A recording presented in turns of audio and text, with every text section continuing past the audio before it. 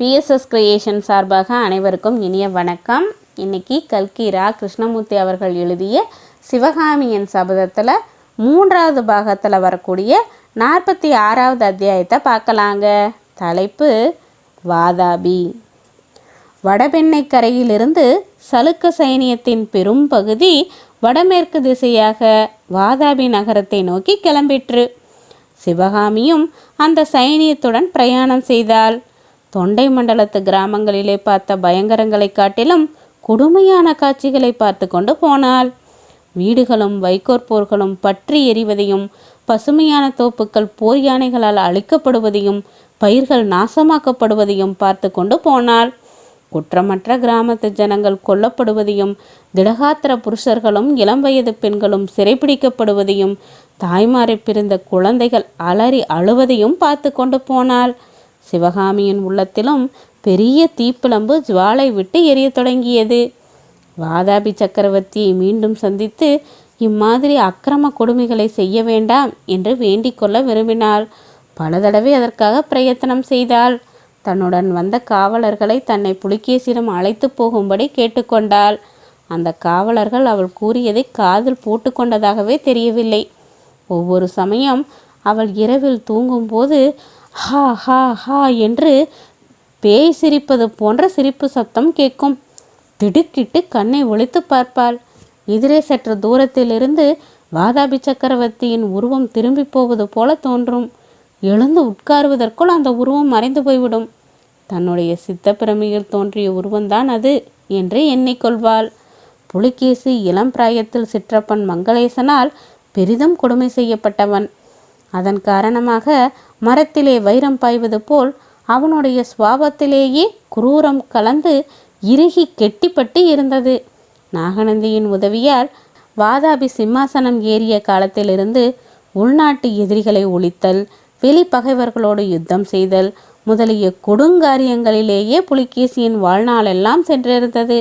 பிறருடைய துன்பங்களை பார்த்து வருந்துவது என்பது புலிகேசியின் சுபாவத்தில் இல்லவே இல்லை.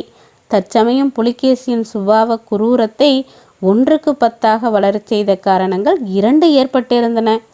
ஒன்று, மகேந்திர பல்லவனுடைய மாயத்தந்திரங்களால் தம்முடைய தென்னாட்டு படையெடுப்பு அபஜயமாக முடிந்ததில் ஏற்பட்டிருந்த ஆசாபங்கம். இன்னொன்று, இதுகாரம் வாதாபி ராஜ்யத்தின் பெருமையையும் தம்முடைய சேமத்தையும் தவிர வேறு கவனமே இல்லாமல் இருந்த நாகநந்தியடிகளின் உள்ளத்தை ஒரு பல்லவ நாட்டு பெண் கவர்ந்து விட்டாளே என்ற அசூயையும் ஆத்திரமும். இக்காரணங்களினால் தம் உள்ளத்தில் கொழுந்து விட்டெறிந்த குரோதத்தை எல்லாம் புலிகேசி சக்கரவர்த்தி தாம் சென்ற மார்க்கத்தில் எதிர்பட்ட குற்றமற்ற ஜனங்கள் மீது காட்டினார். அதனோடு சிவகாமியின் மீது வஞ்சம் தீர்த்து கொள்வதற்கும் தக்க வழியை யோசித்து கொண்டிருந்தார்.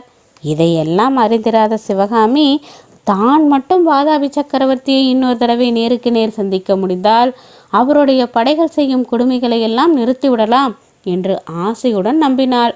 அவளுடைய இந்த மனோரதம் வாதாபி போய் சேரும் வரையில் நிறைவேறவில்லை. வாதாபியில் பெரியதோர் அழகான அரண்மனையில் சிவகாமி கொண்டு வந்து சேர்க்கப்பட்டாள்.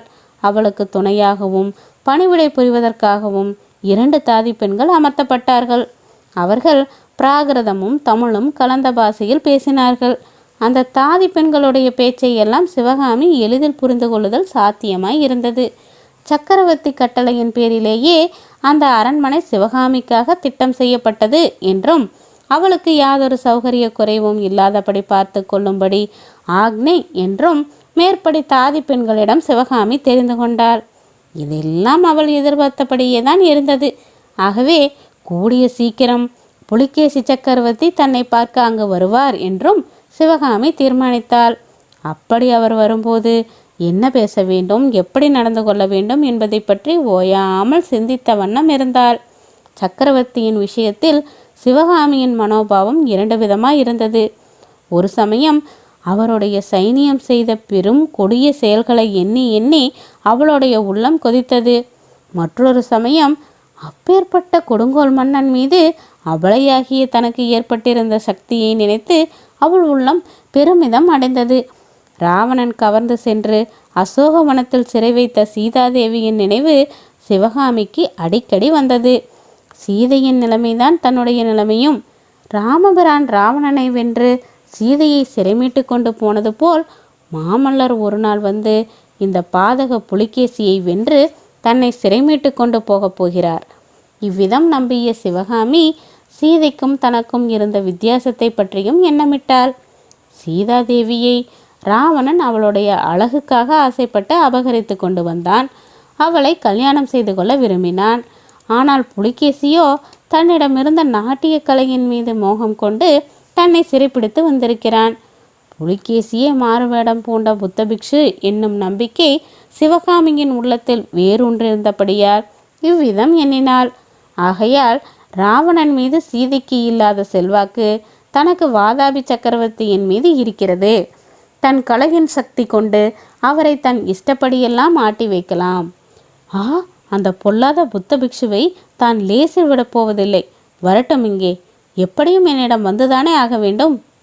சிவகாமி வாதாபி வந்து சேர்ந்த 8ஆம் நாள் அவளுடைய மனோரதம் ஈடேறியது. சக்கரவர்த்தி அவளை பார்ப்பதற்காக அந்த அரண்மனைக்கு வந்தார். வாசற்புறம் இருந்த தாதி ஓடி வந்து சக்கரவர்த்தி வருகிறார் என்று தெரிவித்ததும் சிவகாமி மிக்க பரபரப்பு கொண்டு வாதாபி சக்கரவர்த்தியை வரவேற்கவும் அவர் மீது தன் கூறிய கண் அம்புகளையும் சொல்லம்புகளையும் செலுத்தவும் ஆயத்தமானாள்.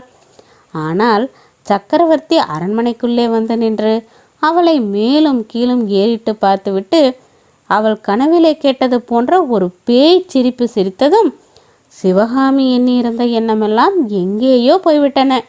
இன்னதென்று சொல்ல முடியாத ஒரு பீதி அவளுடைய இருதயத்தில் புகுந்து தேகமெல்லாம் வியாபித்து தேகத்தின் எலும்புகளுக்குள்ளே பிரவேசித்து ஒரு குலுக்கி விட்டது. வாயை திறந்து பேச முடியாதபடி நாக்கு மேலெண்ணத்தில் ஒட்டி கொண்டது. சிற்பி மகளே, நாட்டிய கலா ராணியே, மகேந்திர பல்லவனின் கலை பொக்கிசமே, சௌக்கியமா? வாதாபிவாசம் உனக்கு பிடித்திருக்கிறதா என்று புலிகேசி கேட்டபோது சிவகாமியின் உடம்பு படபடத்து நடுங்கிற்று. தன்னுடைய நாட்டிய தோற்றங்களிலே வெகு சாதாரணமான தோற்றத்தைக் கண்டு அப்படியே பரவசப்பட்டு நின்ற புத்த பிக்ஷுவா இவர்? தன்னிடம் அணுகும் போதே பயபக்தியுடன் அணுகி உணர்ச்சி மிகுதியினால் தன்னுடன் பேச முடியாமல் தத்தளித்து நின்ற நாகநந்தி இவர்தானா? பொன்முகலை நதிக்கரையில் தொண்டை நாட்டு பெண்களை விடுதலை செய்ய வேண்டும் என்று தான் வரங்கேட்டு பெற்றபோது அவர் இவ்விதமில்லையே. வாதாபி நகருக்கு வந்துவிட்டதனாலேயே இவரிடம் இந்த வித்தியாசம் ஏற்பட்டிருக்கிறதா? இவ்விதம் சிவகாமியின் உள்ளக்கடல் கொந்தளித்து குழம்ப புலிகேசியின் கேள்விகளுக்கு மறுமொழி ஒன்றும் சொல்ல முடியாமல் நின்றாள். அதை பார்த்த புலிகேசி, பெண்ணே, ஏன் மௌனம் சாதிக்கிறாய்? கலை உணர்ச்சி இல்லாத வாதாபி புலிகேசியுடன் நமக்கென்ன பேச்சு என்ற எண்ணமா? அப்படியே நான் அடியோடு கலை உணர்ச்சி இல்லாதவன் அல்ல. அவ்விதம் இருந்தால் சிறைபிடித்து கொண்டு வந்த உன்னை இந்த அரண்மனையில் வைத்திருப்பேனா?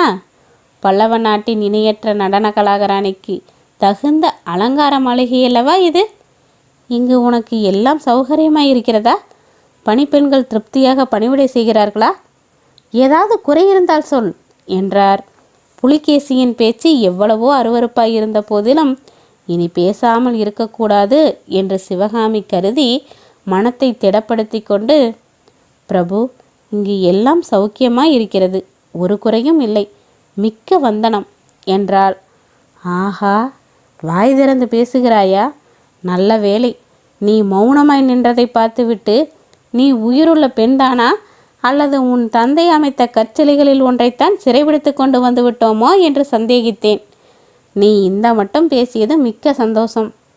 உன் வாயினால் சொன்னபடி உண்மையாகவே எனக்கு வந்தனம் செலுத்த விரும்பினால் அதற்கு ஒரு சந்தர்ப்பம் இருக்கிறது என்று புலிகேசி மேலும் கூற தயங்கி நின்றார். அவர் என்ன சொல்ல போகிறாரோ என்ற பீதியுடன் சிவகாமி மௌனமாய் இருந்தாள். பெண்ணே, அந்த மூடன் மகேந்திர பல்லவன் என்னை கலை உணர்ச்சியற்றவன் என்று சொன்னான். அதை நீயும் நம்பினாய்.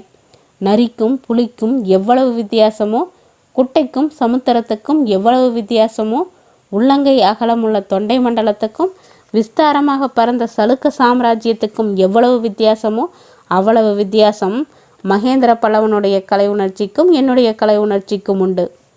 கூடிய சீக்கிரத்தில் இதை நீயே தெரிந்து கொள்வாய். கலாராணியே, கேள், தொலைதூரத்தில் உள்ள பாரசீக நாட்டு சக்கரவர்த்தியிடமிருந்து எனக்கு சபைக்கு தூதர்கள் வந்திருக்கிறார்கள். என்னுடைய நட்பை கோரி பாரசீக சக்கரவர்த்தி காணிக்கைகளும் சன்மானங்களும் அனுப்பியிருக்கிறார். பாரசீக தூதர்களை பகிரங்கமாக வரவேற்பதற்கும் அவர்கள் கொண்டு வந்த காணிக்கைகளை ஏற்பதற்கும் நாளைய தினம் மகுடாபிஷேக மண்டபத்தில் மகாசபை கூடுகிறது. அந்த மகாசபையில் வந்து நீ நடனம் செய்ய வேண்டும். இத்தனை நேரம் பயமும் பல வகை குழப்பங்களும் குடிகொண்டிருந்த சிவகாமியின் உள்ளம் நடனம் என்ற வார்த்தையை கேட்டதும் அசாதாரண தைரியத்தை அடைந்தது. கொஞ்சமும் தயங்காமலும் பயப்படாமலும் தலை நிமிர்ந்த புலிகேசியை நோக்கி அழுத்தந்திருத்தமான குரலில் முடியாது என்றார். புலிகேசியின் கண்கள் ஒரு களம் ஜுவாலாகினியை கக்கின. தன்னை மீறி கொண்டு வந்த கோபத்தை புலிகேசி பல்லை கடித்து கொண்டு சமாளித்து கொண்டதாக தோன்றியது. பெண்ணே, ஏன் இவ்வளவு கண்டிப்பாக முடியாது என்று சொல்கிறாய்? 3 நாள் உனக்கு அவகாசம் கொடுக்கிறேன், யோசித்துச் சொல் என்றார் புலிகேசி. யோசிப்பதற்கு அவசியமே இல்லை பிரபு. என்னை தங்களுடைய சபையில் ஆடச் சொல்லி மகேந்திர பல்லவரை தாங்கள் ஜெயித்து வந்தது பற்றி உலகத்துக்கெல்லாம் பறையறையப் போகிறீர்கள். பல்லவ நாட்டிலிருந்து கொண்டு வந்த அடிமை இவள் என்று சுட்டிக்காட்டப் போகிறீர்கள். தங்கள் நோக்கம் தெரிந்தது. தாங்கள் என்னை சிறைபிடிக்கலாம், என்னுடைய தேகத்தை அடிமை கொள்ளலாம், என் ஆத்மாவையும் கட்டுப்படுத்தலாம். ஆனால் என்னிடம் உள்ள கலையை தங்களால் அடிமைப்படுத்த முடியாது. அதிகாரத்துக்கு அடங்கி ஆக்ஞைக்கு பயந்து நான் நடனமாட மாட்டேன், ஒரு நாளும் ஆடமாட்டேன் என்றாள். ஆத்திரம் பொங்கிய குரலில் சிவகாமி மேற்கூறிய மொழிகளை கூறி வந்தபோது புலிகேசியின் கண்கள் செந்தணல் நிறம் பெற்று அனல் உமிழ்ந்தன. சிவகாமி பேசி முடித்ததும் புலிகேசி பழையபடி ஒரு பேய் சிரிப்பு சிரித்தார். பெண்ணே, பொறு. இவ்வளவு பதற்றம் உனக்கு எங்கிருந்து வந்தது? அப்படி ஒன்றும் உன் தேகத்தையோ உன் கலையையோ அடிமைப்படுத்த எனக்கு உத்தேசமில்லை. உனக்கு இஷ்டப்படாவிட்டால் நீ நடனமாட வேண்டாம். இந்த அரண்மனைக்குள்ளே உன்னை சிறைப்படுத்தி வைத்திருப்பதாகவும் எண்ண வேண்டாம்.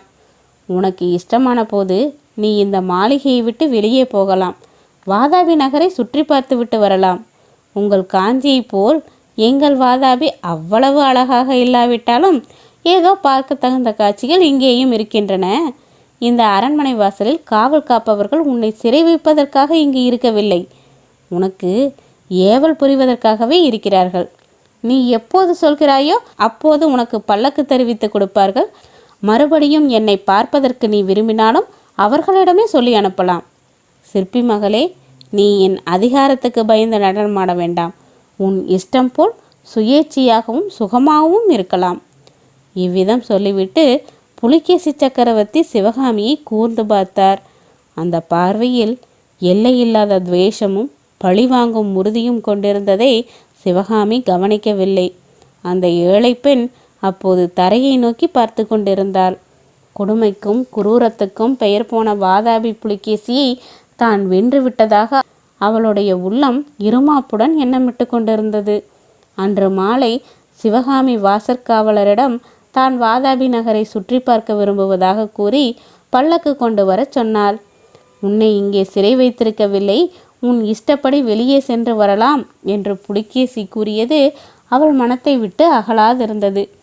தன்னுடைய சுதந்திரத்தை அன்றே பரிசோதித்து விட எண்ணி பல்லக்கில் ஏறிக்கொண்டு புறப்பட்டாள். இதோட 46வது அத்தியாயம் முடிஞ்சிருச்சுங்க. இனி அடுத்தடுத்த அத்தியாயங்களை சந்திக்கலாம். நன்றி.